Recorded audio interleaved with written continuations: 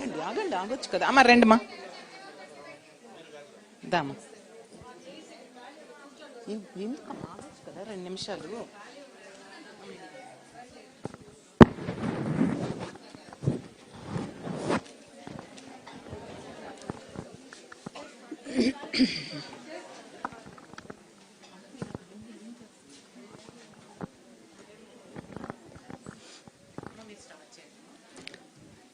సరే,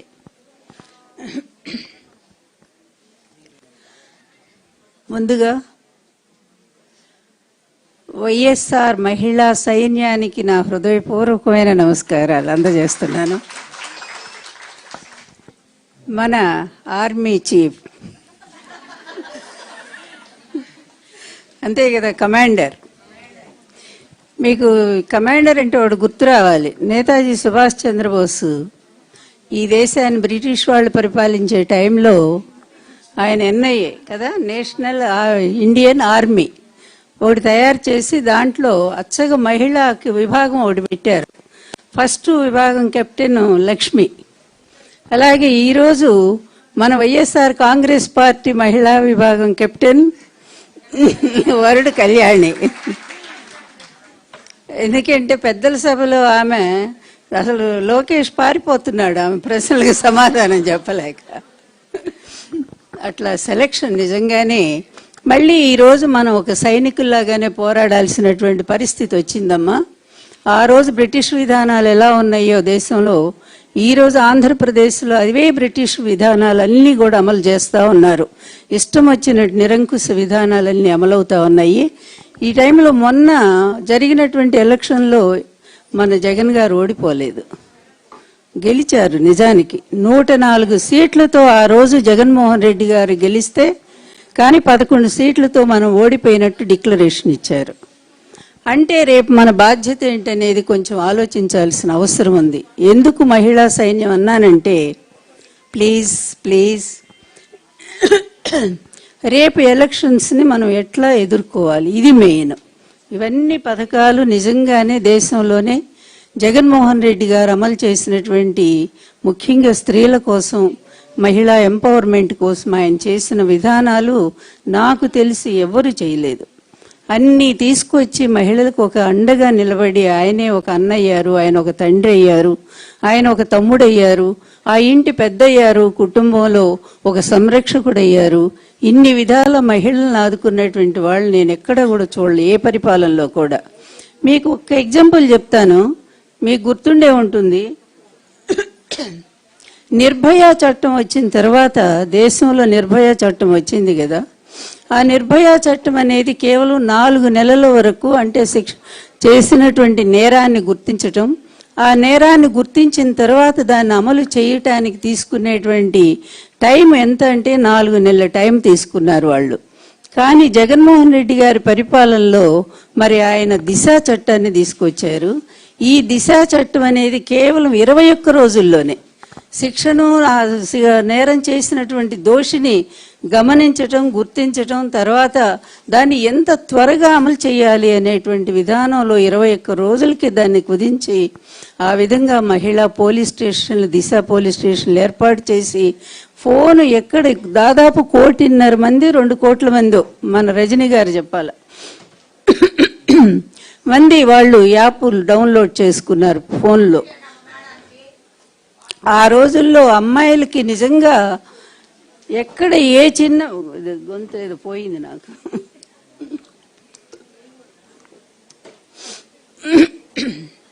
గొంతు పోయింది, నిజంగానే పోయింది. పోయినా పర్వాలేదు, మన సంకల్పం చాలా ఓకే. చెప్తా, మా అల్లుడు భాగవతం అంతా వినాలి కదా.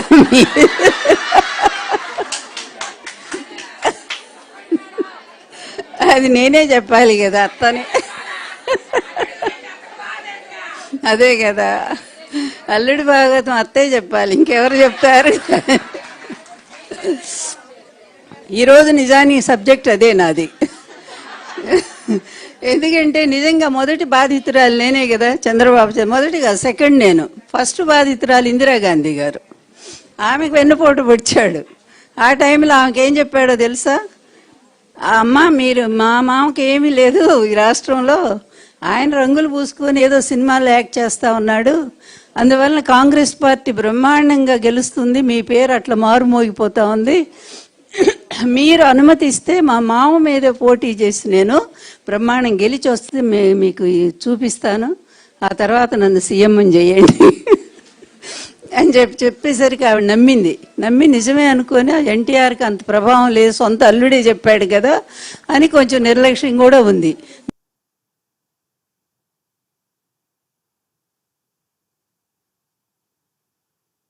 వస్తున్నారు యాక్టర్ అని చెప్పారు. నిజమే అనుకుందామే. తీరా ఎలక్షన్లు వచ్చి 9 నెలల ముందుకు జరిపారు. అయినా కూడా ఎన్టీఆర్ గారు 201 సీట్లతో బ్రహ్మాండంగా గెలిచారు ఆ ఎలక్షన్లో. అప్పుడు ఈ పెద్ద మనిషి ఏమయ్యాడు? చంద్రగిరి నియోజకవర్గంలో కాంగ్రెస్ తరఫున పోటీ చేస్తే తెలుగుదేశం పార్టీ ఆ రోజు ఒక అనామకుడు సుబ్రహ్మణ్యం ఏదో ఉంది పేరు, అలాంటి ఆయన్ని పెడితే ఆయన చేతిలో కొన్ని వేల ఓట్ల తేడాతో ఓడిపోయాడు. సొంత అల్లుడు ఎన్టీఆర్ గారికి. అంటే ఇతని బీరాలు ఇతని ఇవన్నీ కూడా ఎలా ఉంటాయి అంటే ఇది ఒక ఉదాహరణ. అప్పుడు ఇందిరాగాంధీ ఓడిపోయింది కదా కాంగ్రెస్ పార్టీ. ఓడిపోయిన తర్వాత కరెక్ట్గా 2వ నెలలోనే ఎన్టీఆర్ గారి దగ్గరకు వచ్చేసాడు. వచ్చి మామ ఇంకా నాకెవరు దిక్కు, మీరు తప్ప ఎవరిని ఉన్నారా, మీ అల్లుడిని కదా నేను, అందువల్ల దయచేసి నన్ను పార్టీలో చేర్చుకోండి అంటే ఆ రోజు పార్టీ మొత్తం వ్యతిరేకించింది ఇతన్ని ఎట్టి పరిస్థితుల్లో కూడా తీసుకోవద్దు, ఇతను కాంగ్రెస్ నుంచి వచ్చాడు, కాంగ్రెస్నే మోసం చేసినటువంటి వ్యక్తి ఇతను అని చెప్పి ఆ రోజు చెప్పినా కూడా భార్యను అడ్డం పెట్టుకున్నాడు. అంటే మొదటి నుంచి ఇతని రాజకీయ విధానాలు ఎలా ఉంటాయో చూడండి. అప్పుడు ఆమె ప్రెగ్నెంట్లో ఉన్నారు భువనేశ్వరి గారు. ఇదే ఈ మహానుభావుడు, ఇప్పుడు ఈ మహామేధావి ఉన్నాడే లోకేష్, ఈ మహామేధావి ఉన్నాడు. అప్పుడు ఆమెను అడ్డం పెట్టుకొని ఆమెను పంపించి తండ్రి దగ్గర రాయబారం చేయించి మెల్లగా పార్టీలోకి వచ్చాడు. ఎందుకంటే ద క్యామిల్ అండ్ డిజార్ట్ అనే స్టోరీ మనం చిన్నప్పుడే చదువుకున్నాం, మీ అందరికి గుర్తుంటుంది. 7th క్లాస్లో మన నాంటేల్లో వస్తుంది అది. ఏది మన ఒంటె ప్లస్ ఎడారి. ఆ ఒంటె ముందు యజమాని అడుగుతుంది, ఎడారిలో ప్రయాణం చేస్తుంటే ఆ యజమాని ఏమో చిన్న గుడారం వేసుకుని కూర్చుంటాడు. అప్పుడు ఒంటి బ్రతిమలాడుతుంది, యజమాని నాకు కొంచెం చలిగా అనిపిస్తుంది, గుడారంలో కొద్దిగా చోటు ఇవ్వరా అంటే పాపం కానీ జాలిపడి తలవరికి పెట్టుకో, ఎక్కువ లేదు ప్లేస్ అని చెప్తాడు. ఆ తర్వాత మళ్ళీ కాసేపు ఉన్నాక నా తల బాగానే వెచ్చబడింది, నా వీపు బాగా చలి పెడుతుంది యజమాని, ఇంకొంచెం నన్ను అవకాశం ఇవ్వండి, ఇంకొంచెం ఇచ్చాడు. ఆ తర్వాత కాళ్ళు మొత్తం దూరిపోయింది, యజమాని బయటికి దోసింది, యజమాని చచ్చిపోయాడు చలికి, ఇవంటి మాత్రం హాయిగా ఉంది. సేమ్ ఈ కథలో ఉండేటువంటి క్యామెల్ లాంటి వాడే చంద్రబాబు నాయుడు. ఒంటే ఈ ఎడారి వంటే. అట్లాగే నా విషయం చెప్తా వినండి. మా పెళ్లికి ముందు బ్రహ్మాండమైన మామూలు గొడవలు చేయలేదు అతను. ఎన్ని విధాల తిరుపతిలో అనౌన్స్మెంట్ చేయటానికి ఎన్టీఆర్ గారు దాదాపు 5-6 లక్షల మంది జనం తిరుపతిలో ఆ రోజు. ఆయన చెప్తూ నాకు అనారోగ్యంగా ఉన్నప్పుడు, నా ఆరోగ్యం బాగలేనప్పుడు ఒక స్త్రీ నన్ను కాపాడింది, నన్ను ప్రాణాలు రక్షించింది, ఆమె ఒప్పుకుంటే ఆమెను మీ అందరి సాక్షిగా వివాహం చేసుకుంటానని చెప్తే అప్పుడు ఆయన నన్ను పిలిచారు, కమాన్ అండ్ అయాస్ లక్ష్మి అన్నారు. నేను లేచాను కుర్చీలోంచి వెళదామని, అంతే లైట్లు బంద్, మైకులు బంద్. ఏంటి అసలు ఏం జరిగింది ఎవరికి అర్థం కాల. తీరా చూస్తే ఈ చంద్రబాబు నాయుడు మొత్తం బంద్ చేసేసాడు. అంటే మా అనౌన్స్మెంట్ను కూడా తట్టుకోలేనటువంటి పరిస్థితి. ఆ తర్వాత మా పెళ్ళిని అంత తిరస్కరించాడు కదా. ఒకరోజు మెల్లగా వచ్చాడు కర్నూలు బై ఎలక్షన్ తర్వాత. ఎందుకంటే ఇతని స్వభావం ప్రతి ఒక్కళ్ళు తెలుసుకోవాలి. అవసరమైతే కాళ్ళు లేకపోతే జుట్టు పట్టుకునే ఇట్లాంటి నీచ రాజకీయవేత్తని రాజకీయ చరిత్రలో ఇప్పటివరకు కూడా మనం చూడలే. పూజ్యులు సహృదయులు మన సజ్జల గారు చాలా బాగా చెప్పారు ఇతని గురించి. ఎందుకంటే ఎంతమంది మారీచులు కూడా ఇతని ముందు చాలరు. నేను చెప్తాను, ఎందుకంటే ఇతను కుంభకర్ణుని పక్కన పెడదాం, ఎందుకంటే ఈ అవినీతిలో కుంభకర్ణుడే ఇతను. అదేవిధంగా హిరణ్యాక్షుడు, హిరణ్యకశిపులు అనే రాక్షసులు ఉండేవాళ్ళు, వాళ్ళకంటే కూడా మించిపోయిన రాక్షసుడు ఎలాగో నా అనుభవాలు నేను చెప్తున్నాను. ఒకరోజు మెల్లగా రామచంద్రరావు అని లాయర్ గారి ద్వారా ఫోన్ చేయించి మిమ్మల్ని కలవాలంటున్నాడు మీ అల్లుడు అని. అప్పటి వరకు మేము మొహం కూడా చూసుకోవాలా, మాట్లాడుకోవాలా. ఎందుకంటే వాళ్ళంతా ఎగనెస్ట్గా ఉన్నారు, మా పెళ్ళిని వ్యతిరేకిస్తున్నారని. అప్పుడంటే ఎందుకు నన్ను కలవాలనుకుంటున్నారని, సరే రమ్మనండి అన్నాము. వచ్చాడు, మెల్లగా వచ్చాడు. వచ్చి ఇలా చేతులు నలుపుకుంటూ కూర్చోండి అని చెప్పి నేను మర్యాద కుర్చీ చూపించాను. ఏమనుకోవద్దు, మిమ్మల్ని అత్తగారు అంటాను అన్నాడు. అమ్మయ్య, అది ఎంత పెద్ద ఆనందం! అంతకంటే ఆనందం ఏముంది నాకు. ఈ కుటుంబం నన్ను కలుపుకుంటుందని ఎంత సంతోషపడిపోయి, రా బాబు, రా అల్లుడు, కూర్చోండి, టీ తాగుతారా, టిఫిన్ పెట్టించమంటారా అని మర్యాదలన్నీ చేశాను నేను. అవన్నీ కాదు, నాకు ఒక హామీ ఇవ్వాలి మీరు అన్నాడు. ఏంటి బాబు అంటే, ఏం లేదు, మా మామగారు నన్ను పార్టీ నుంచి వెళ్ళిపోమన్నారు అన్నాడు. అంటే అది జరిగింది నాకు తెలియదు. యాక్చువల్లీ కర్నూలు బై ఎలక్షన్లో చాలా మోసం చేశాడు. అంటే పార్టీ ఓడిపోవటానికి ఇతను తెలుగుదేశం పార్టీని ఓడించడానికి ప్రయత్నం చేశాడు. అక్కడ కాంగ్రెస్తో కుమ్మక్కయ్యి. ఇది తెలిసి ఈ రిపోర్ట్ చూసి ఎన్టీఆర్ గారు ఇతన్ని పిలిచి మందలించి, నువ్వు అసలు వెళ్ళిపో, పార్టీలో వద్దు అని చెప్పి అతన్ని బయటికి వెళ్ళిపోమన్నారు. ఆ గొడవ నాకు అసలు తెలియదు. కానీ ఈయన నా దగ్గరకు వచ్చి చెప్పింది ఏంటంటే, మామగారికి నా మీద కోపం వచ్చింది, మీరు ఇప్పుడు మా అత్తగారు కదా, ఆ స్థానంలో ఉన్నారు, అందువల్ల దయచేసి మీరు ఈ టైంలో మనకి ఎలక్షన్ రాబోతున్నాయి, ఈ టైంలో నేను అవసరం ఉండటం అనేది చాలా అవసరం, ఎంతో సేవ చేశాను, పార్టీ కష్టపడ్డాను, మీరు ఎట్లయినా ఆయన కన్విన్స్ చేసి నన్ను పార్టీలో కొనసాగేటట్టు చూడండి. అసలు అతను అదే వ్యక్తి ఎంత భయంకరంగా, నిజంగా ఆ రోజు ఎన్టీఆర్తో నేను చాలా తిట్లు తిన్నాను నేను.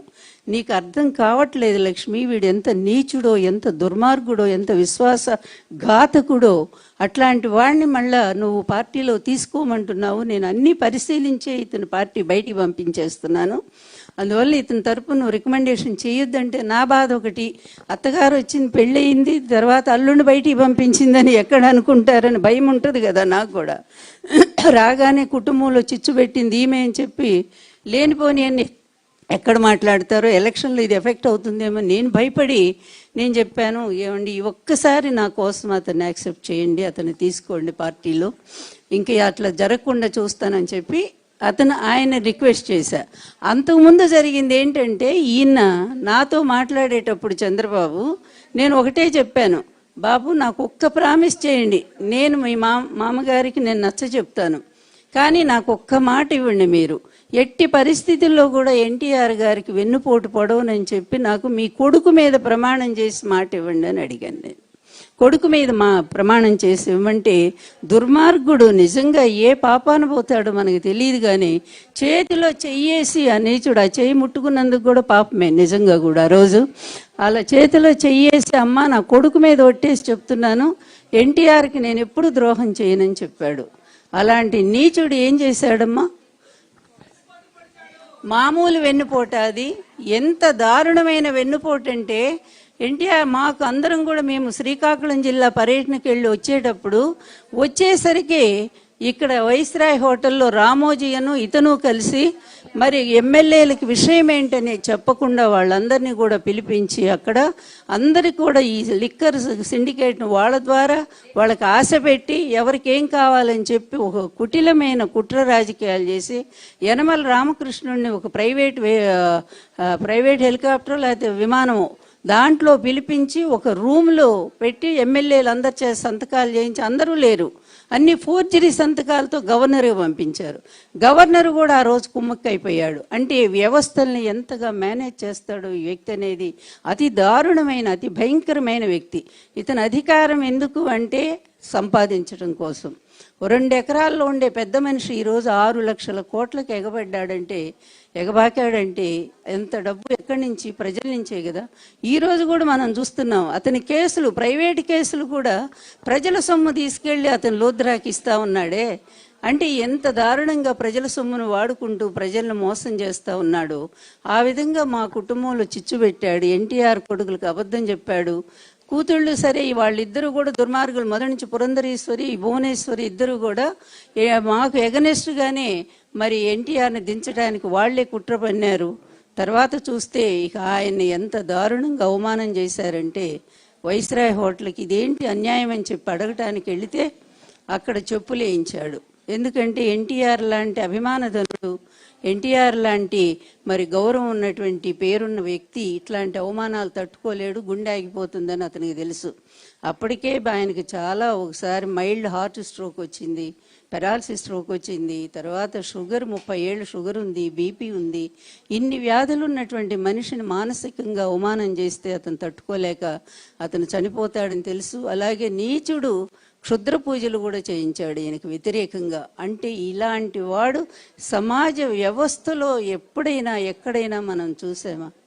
ఒక అవకాశం ఇచ్చి పిల్లనిచ్చి నీకు అంత గొప్ప స్థానం ఇచ్చి చేస్తే చివరికి నువ్వు ముఖ్యమంత్రి పదవి కోసం ఒక మహానుభావుడిని, తెలుగు తేజం అనుకునే వాడిని ఆ విధంగా చెప్పులేసి అవమానం చేస్తే ఆ రోజు అన్నారు ఎన్టీఆర్ గారు, లక్ష్మి ఈ రోజే నేను చచ్చిపోయాను, ఇంక భవిష్యత్తులో చనిపోయేది నామక అవుతుంది. ఎన్టీఆర్ ఇప్పుడే చనిపోయాడు, ఈ చెప్పులేసిన అల్లుడే నా మీద ఈ విధంగా చేశాడు పరాభవం అని. అలా తర్వాత ఆయన కళ్ళ వెంట నీళ్లు కాదు రక్తం వచ్చింది. నా ఉద్దేశం ఏంటంటే ఆయన తనకు జరిగిన అవమానాలన్నీ కూడా క్యాసెట్లో చేశారు, జామాత దశమగ్రహ క్యాసెట్ చేశారు. అదేవిధంగా ఒక ధర్మపీఠం అనే వీడియో ఉంది, ఆడియోలు ఉన్నాయి, ఇవన్నీ ఉన్నాయి. ఇతను చేసిన ఈ దుర్మార్గాలన్నింటినీ కూడా మనం ప్రజల్లోకి తీసుకుని వెళ్ళగలిగితే సక్సెస్ఫుల్గా, నాకు తెలిసి మగవాళ్ళ కంటే మన ఆడవాళ్లే చేయగలరు. 10 మంది మగవాళ్ళ పెట్టి ఒక స్త్రీ అనుకుంటాను నేను. స్త్రీ అంటే అంత గొప్పది నా దృష్టిలో. అందుకనే ఈ నిజంగా ఏ పార్టీకి లేనటువంటి గొప్ప స్త్రీ శక్తి ఒక్క వైఎస్ఆర్ కాంగ్రెస్ పార్టీకి ఉంది. మన పార్టీ మహిళా శక్తి మీద నడుస్తుంది. రేపు ఎలక్షన్స్ కూడా నా అమ్మ ఒక్కటి మీ అందరు రిక్వెస్ట్ చేసేది ఏంటంటే, తెల్లవారకు ముందే నేను చూసాను 94 మా ఎలక్షన్స్లో ఆడవాళ్ళు తెల్లవారు 10 గంటలకల్లా మొత్తం మహిళలు 60% ఓట్లు వేసేసారు. అంటే ఇక అప్పుడే యా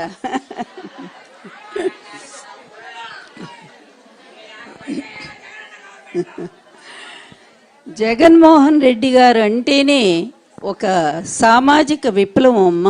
ఇంతవరకు చరిత్రలో ఎవరు ఇటువంటి విప్లవాన్ని తీసుకురాలేదు. నేను ఎన్నో చూసా. 30 ఏళ్ళు ఇక్కడ 2 ఏళ్ళు వెన్నుపోటు అన్నారు, కానీ 32 ఏళ్ల వెన్నుపోటు నేను చూసా. ఇది 2 ఏళ్ళు ప్రజలకు చేసింది, నాకు 32 ఏళ్ల వెన్నుపోటు, నాకు మా ఆయనకు కూడా. అందువల్ల ఇట్లాంటి వ్యక్తి ఏంటంటే దేనికైనా దిగజారుతాడు. అతనికి సిగ్గు శరము ఏ విధంగా లేదు. ఆ కొడుకును కూడా అట్లాగే తయారు చేశాడు. వాడికి ఏమి రావు అంటే నా రాదు. వాడికి ఏ ఒక్క క్లాసు వాడు పాస్ అవ్వాల నాకు తెలిసి. 7th క్లాస్ కూడా ఎవరితోనో పరీక్ష రాయించి ప్రమోట్ చేశారు. అన్నీ 10th క్లాస్ అట్లే చేశారు. స్టాన్ఫర్డ్ యూనివర్సిటీ అంటే స్టాన్ఫర్డ్ యూనివర్సిటీలో సర్టిఫికెట్ కొన్నారు. ఏది ఇది ష్యూర్. ఎందుకంటే ఎవరు ఆయన సత్యం రామలింగరాజు గారు 60 కోట్లు కట్టి స్టాన్ఫర్డ్ యూనివర్సిటీ సర్టిఫికెట్, వాళ్ళకి ఏదో అప్పుడు యూనివర్సిటీకి అవసరం వచ్చింది డబ్బు, వేరే ఏదో విభాగం పెట్టుకోవడానికి. ఆ టైం చూసి ఇతను ఆ సర్టిఫికెట్ కొని ఇచ్చారు. నెక్స్ట్ వెంటనే ఇతను అప్పుడు ఈ వరల్డ్ బ్యాంక్తో బాగా స్నేహం చేసేవాడు కదా చంద్రబాబు. ఆ వరల్డ్ బ్యాంకులో ఈ కొడుకు ఉద్యోగం వేయించాడు లోకేష్కి. కరెక్ట్గా వారం రోజులు తిరగకుండానే, బాబు నువ్వు చాలా మహామేధావి, మా వరల్డ్ బ్యాంక్ మించిపోయింది నీ మేధస్సు, మేము తట్టుకోలేం బాబు, నువ్వు వెళ్ళిరా ఇంటికి అని చెప్పి పంపించారు. అంటే ఏమీ తెలియదు. ఒక్క సబ్జెక్ట్ 5 నిమిషాలు మాట్లాడమనండి. ఇట్లాంటి పనికిమాలిన వాడిని తీసుకొచ్చి రేపు మన మీద ముఖ్యమంత్రిగా రుద్దాలంటే మనం అందరం ఊరుకోవాలా? ఈ రాష్ట్రం భరించాలా? ఈ దుర్మార్గుల్ని, ఈ కుటుంబాన్ని మనం భరించాలా? పెట్టింది ఒకరు, వ్యవస్థాపక అధ్యక్షుడు ఎన్టీఆర్ గారు. ఆయన ప్రాణాలు తీసినటువంటి ఈ నీచుడు మళ్ళీ వీడు కుటుంబాన్ని తీసుకొచ్చి మన మీద బలవంతంగా రుద్దుతుంటే మనం సహించాలా? ఒక పక్కేమో మహానుభావుడు, నిజంగానే ఒక అంబేద్కర్, ఒక గాంధీ గారి ఆశయాల్ని చిత్తశుద్ధితో అమలు చేసినటువంటి జగన్మోహన్ రెడ్డి గారు ఎక్కడ? గాంధీ గారి ఆశయం ఒకే ఒకటి ఉంది, there is no civilization can survive itself in believes women's independent. అంటే ఉమెన్ ఇండిపెండెంట్ కావాలంటే ఉంటేనే అక్కడ నిజమైన నాగరికత పరిఢవిల్లుతుంది. అట్లాంటి దాన్ని అక్షరాల అమలు చేసినటువంటి మహనీయుడు జగన్మోహన్ రెడ్డి గారు అయితే మహిళలకు వెన్నుపోటు పడుస్తూ, మహిళలను కించపరుస్తూ అడుగడుగున మన మీద ఏంటి వాళ్ళు చేసేది? అస్తమానం మన క్యారెక్టర్ అసాసినేషనే కదా. ఏ మహిళ అయినా ధైర్యంగా వచ్చి ముందు మాట్లాడితే వెంటనే ఆమెకి వెళ్ళిపోతాయి, మెసేజ్లు వెళ్ళిపోతాయి. అలాగే వాళ్ళ పచ్చ మీడియాలో, లేకపోతే వాళ్ళ ఐటీబీలోనో ఏదైది ఐటీడీపీలోనూ ఇక వాళ్ళని ఎంత హీనంగా మనల్ని చిత్రీకరిస్తారంటే, ఎన్టీఆర్ భార్యనే కదా, పెద్దదాన్నే కదా నేను, అయినా గౌరవం కూడా లేకుండా వాళ్ళు ఐటీడీపీలో ఎంత హీనంగా నా పోస్టులు ఉంటాయంటే, అట్లా మహిళల్ని కించపరిచే ఈ దరిద్రపు జాతి మనకు అవసరమా ఆంధ్రప్రదేశ్కి? దయచేసి ఆలోచించండి. ఎందుకంటే మనకు పౌరుషం ఎక్కువ ఉంది, స్వాభిమానం ఉంది. మన స్వాభిమానాన్ని నిలబెట్టి మన ఆత్మగౌరవాన్ని నిలబెట్టిన మహనీయుడు మన జగన్మోహన్ రెడ్డి గారు. ముఖ్యంగా నేనమ్మా ఏ తెలుగుదేశం పార్టీ కోసం నిరంతరం కష్టపడి ఆ పార్టీని గెలవటానికి 258 సీట్లు గెలిపించడంలో ప్రధాన పాత్ర, కృష్ణుడికి సత్యభామలాగా ఆ రోజు నేను పోరాటం చేసి గెలిపించగలిగాను. ఎందుకంటే ఆయన చాలా అనారోగ్యంతో ఉన్నారు, నేను మాట్లాడి ప్రజల్ని ఇంప్రెస్ చేసి. అట్లాంటి నన్ను ఆ పార్టీ ఎంత అవమానంగా బయటికి పంపేసింది. దిక్కు లేకుండా ఒక హీన స్థితిలో, నిజం చెప్పాలంటే ఆర్థికంగా ఇబ్బందులతో ఎట్లా పోవాలో అర్ధరాత్రి ఇళ్ళు ఖాళీ చేయించేశారు నన్ను. అర్ధరాత్రి రోడ్డు మీద 2 రోజులు ఉన్నానమ్మా నేను. ఆ టైంలో జగన్మోహన్ రెడ్డి గారు నాకు 10 లక్షలు పంపించి, అమ్మా ఏదన్నా ఇళ్ళు చూసుకోండి అని చెప్పారంటే,